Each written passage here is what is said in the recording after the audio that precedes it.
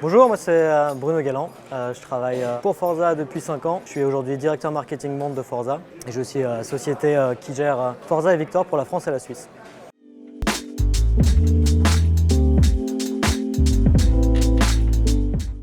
Forza a toujours été impliqué dans le développement durable, que ce soit dans le développement de produits ou le traitement de ses salariés et des fournisseurs avec qui ils travaillent. Je pense que le point le plus important et ce qui est malheureusement le moins visible, c'est la partie fournisseur. Ça fait 30 ans qu'on travaille d'arrache-pied, je dirais, pour sélectionner les meilleurs fournisseurs en Asie et être sûr qu'ils ont les labels de qualité, où il n'y a pas de main-d'œuvre infantile, où il y a des conditions de travail et de salaire décents et où il y a très peu d'utilisation de produits chimiques. Ça, c'est le premier volet, c'est celui qui est moins visible mais qui est le plus important. En deuxième point, sur la responsabilité sociale d'entreprise, on a été, je pense, une des premières marques qui ont poussé le plus sur le para-badminton, très tôt déjà, il y a plus de 5 ans. On a été sponsor des championnats d'Europe plusieurs fois, des championnats de France. On est très impliqués pour aider les fédérations sur les événements et pour avoir les équipes nationales. Aujourd'hui, au championnat d'Europe, on a 14 équipes qui sont sous Forza et ou sous Victor et plus de 50 joueurs.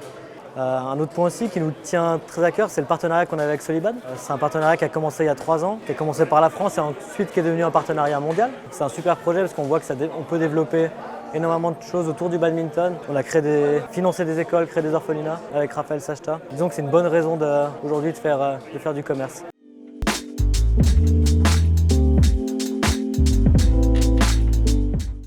En septembre dernier, même avant, les négociations ont commencé pour avoir une alliance Forza Monde, Victor Monde.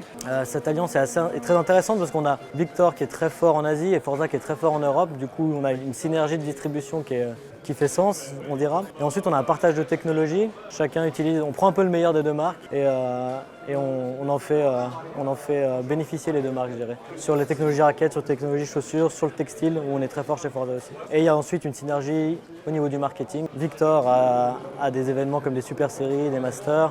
Forza en a aussi. Là-dessus, on peut travailler ensemble pour faire du co-branding. La même chose avec les joueurs. Et ça fait d'un groupe et une marque assez puissante.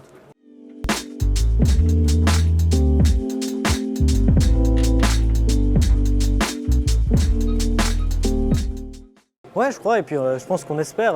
Avec Victor, aujourd'hui, on a la numéro 1 mondiale qui est Tai Tzu Yin, on a la numéro 3 mondiale qui est, comme vous dites, Anderson Thompson. On a Mia qui est la simple dame 1 au Danemark, donc qui a ses bonnes chances, qui est dans le top 15 mondial. On va les suivre de près, on espère qu'ils brilleront pendant ces Jeux Olympiques. Sans oublier, un petit peu pour faire cocorico, en tout cas Delphine Delru qui a des chances de se qualifier. On espère qu'ils feront des bons résultats, faisant suite à leur demi-finale typiquement sur un super série en fin d'année.